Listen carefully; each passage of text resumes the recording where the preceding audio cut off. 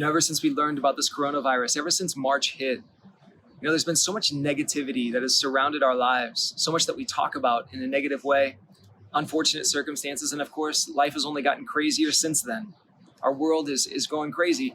We focus so much on the negative, I think that we're missing some of the graces that have happened during this time. That's something we can't do. We can't miss the graces that the Lord continues to work in our lives and to work in our world, even amidst unfortunate circumstances. He doesn't take a break. And so we got to call out some of those graces of quarantine.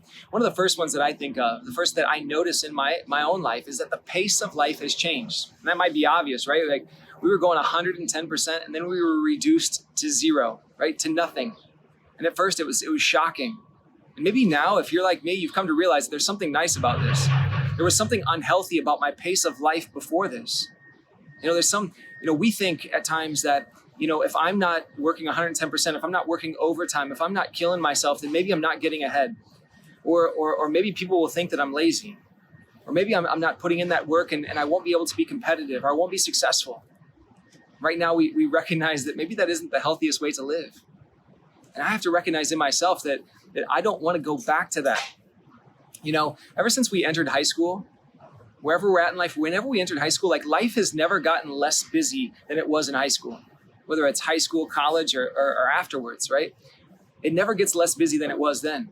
It's almost like we've lost that childlikeness. We've stopped dreaming, I think one of these things that we can do during this time, the graces, before it's all over, before we return to fully open and everybody going crazy again, we should take stock of our life and say, what are my dreams right now? How have things changed? Like, can I just sit back right now in the pace of life that I'm living and say, maybe there's something good about this. Maybe there's something that needs to help me to balance out my life when I go full steam again. How will I do that? One way that you can do that right now, one way we can challenge ourselves is say, I've always said, if I had more time in my life, I would do such and such thing. Like, what is that? And have you done it? Are you doing it? Are you getting back to that? I hear all the time, if I had more time, Father, I would pray. If I had more time, I would call mom and dad.